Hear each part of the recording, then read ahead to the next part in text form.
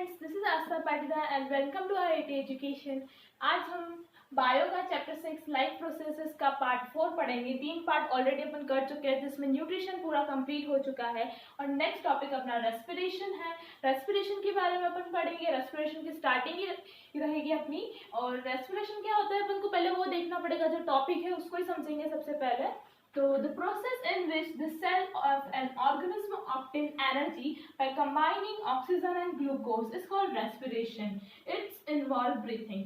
ये process जिसमें which the cells, जो cells होते हैं organism के, किसके organism में जो cell होते हैं वो obtain करते हैं energy। क्या करते हैं? energy obtain करते हैं by combining oxygen and glucose. By combining oxygen and glucose is called respiration. Respiration breathing भी involve करता है। क्या करता है? रेस्पिरेशन ब्रीथिंग भी इन्वॉल्व करता है। उसके बाद there are two types of respiration. Two types of respiration होते हैं। क्या होते हैं? एरोबिक रेस्पिरेशन और एनारोबिक रेस्पिरेशन। कौन सा? एरोबिक और एनारोबिक रेस्पिरेशन। ये पढ़ते हैं। ये क्या है? It is an process of producing energy in the presence of oxygen. मतलब ये प्रोसेस है जिसमें एनर्जी प्रोड्यूस होती है presence of oxygen. Presence oxygen की प्रेजेंस में होती है, ठीक है, ऑक्सीजन की मौजूदगी में। और in aerobic respiration it is a process of producing energy in absence और लैक ऑफ ऑक्सीजन। मतलब इसमें एनर्जी प्रोड्यूस होती है बिल्कुल एब्सेंस, मतलब ऑक्सीजन के एब्सेंस में होती है, ऑक्सीजन हो ही नहीं, उसके एब्सेंस में होती है, या फिर lack of oxygen. Lack of oxygen मतलब कमी, ऑक्सीजन की कमी, मतलब बहुत लो, बहुत कम मात्रा में होना, उसको कहते हैं लैक ऑफ ऑक्सीजन। तो एरोबिक और एनारोबिक रेस्पिरेशन दोनों आपको समझ आते होंगे। तो अब अपन एरोबिक और इनएरोबिक को और अच्छे से समझेंगे। तो उसके लिए ग्लूकोज क्या है? एक काइंड ऑफ फूड है, ठीक है, एक फूड है ग्लूकोज, है ना। तो फूड कहीं भी जाता है, सेल्स में जाता है। सेल्स के अंदर क्या होता है? साइटोप्लाज्म। तो ग्लूकोज का फॉर्मूला क्या है? C6H12O6। ये आप याद रखना, बहुत इंपॉर्टेंट है। इसका फॉर्मूला C6H12O6। तो ये साइटोप्लाज्म के अंदर गया और फिर साइटोप्लाज्म के अंदर ब्रेक डाउन हुआ पायरुवेट और एनर्जी के अंदर, ठीक है, काइंड ऑफ पायरुवेट और एनर्जी में ब्रेक डाउन हुआ ग्लूकोज, काइंड में हुआ इन दोनों में, ठीक है। उसके बाद फिर बाद में ये गया absence of oxygen. Absence of oxygen में ये चेंज होएगा एथेनॉल, कार्बन डाइऑक्साइड और एनर्जी में, ठीक है। इसमें एनर्जी की मात्रा बहुत लो होती है, बहुत, क्योंकि एब्सेंस ऑफ ऑक्सीजन है ना। ये कौन सा रेस्पिरेशन हुआ? कौन सा टाइप का रेस्पिरेशन हुआ? Anaerobic respiration. बिकॉज अपन ने अभी थोड़ी देर पहले ही पढ़ा एरोबिक और एनारोबिक क्या होता है। एरोबिक जो प्रेजेंस ऑफ ऑक्सीजन में एनर्जी रिलीज करता है और एनारोबिक जो एब्सेंस ऑफ ऑक्सीजन में एनर्जी रिलीज करता है। तो बहुत कम मात्रा में एनर्जी है, ठीक है। तो एब्सेंस ऑफ ऑक्सीजन में एथेनॉल, कार्बन डाइऑक्साइड और एनर्जी है। इसका एग्जांपल क्या ले सकते हैं? यीस्ट ले सकते हैं, ओके। क्या ले सकते हैं? यीस्ट। ये ब्रेड और ये सब बनाने में हेल्प करता है, काम आता है। उसके बाद फिर है लैक ऑफ ऑक्सीजन, मतलब ऑक्सीजन की कमी। लैक ऑफ ऑक्सीजन में ये पायरुवेट और एनर्जी चेंज होते हैं लैक्टिक एसिड में, लैक्टिक एसिड और एनर्जी में चेंज होता है, ओके। एनर्जी 2 ATP होती है, बहुत कम होती है 2 ATP, ठीक है। इसका एग्जांपल ले सकते हैं मसल सेल्स के, एग्जांपल ले सकते हैं इसका मसल सेल्स, ओके। और फिर नेक्स्ट है presence of oxygen.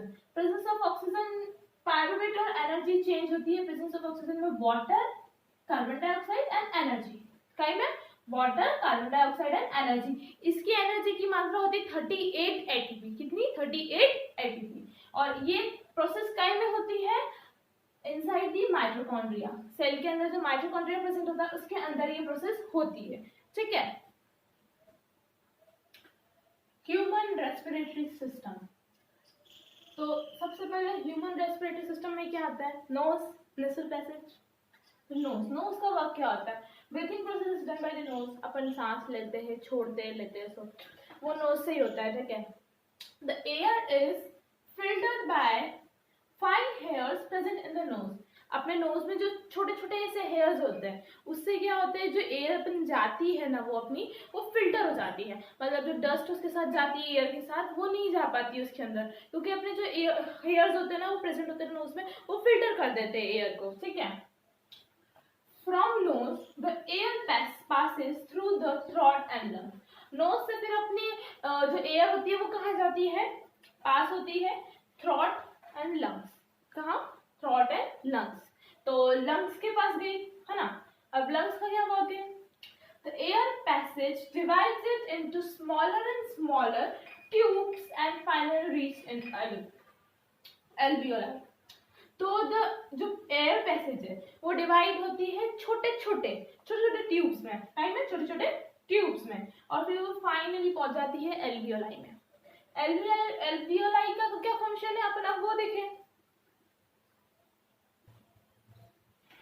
Alveoli this a balloon like structure, ये जो है ना ये छोटे छोटे ये कहलाते हैं एल्वियोली, ठीक है। तो क्या है, it is a balloon like structure, ये छोटे छोटे बलून लाइक स्ट्रक्चर जो है वो ये एल्वेलाई कहलाते हैं, और which provide a surface of exchange of gases.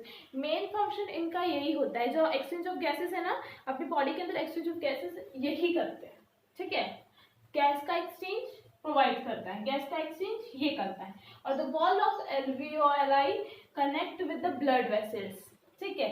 इसकी एल्वियोलाई की जो है ना वॉल होती है वो किसके द्वारा कनेक्ट होती है, किसके साथ कनेक्ट होती है, ब्लड वेसल से, किससे, ब्लड वेसल से कनेक्ट होती है। अब ये जो है ये तो एल्वियोलाई हो गई बलून लाइक स्ट्रक्चर्स, ठीक है।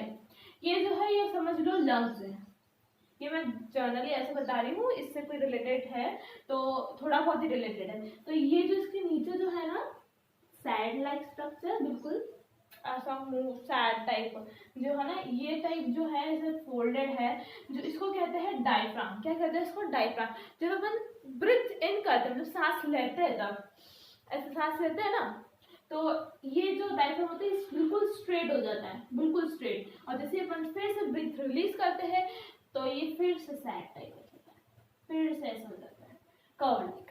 तो डायफ्राम समझ आ गया, एल्वियोलाई समझ आ गया, तब अपना ह्यूमन रेस्पिरेटरी सिस्टम कंप्लीट हो गया। अपना नेक्स्ट होगा प्लांट रेस्पिरेटरी सिस्टम, पर वो मैं नेक्स्ट वीडियो में समझाऊंगी आपको। So I hope you like this video, so please like share subscribe our channel. और अगर मैं अच्छा पढ़ा रही हूँ आपको समझ आ रहा है अच्छे से, तो आप अपने फ्रेंड्स को भी शेयर करिए ताकि उन्हें भी समझ आए कि क्या है ये। उनको टफ लगता होगा, हाँ लगता है सबको बायो टफ, बट इतना टफ नहीं है। इसको अगर अपन अच्छे से समझे तो ये बहुत ईजी सब्जेक्ट है। So thank you and have a good day.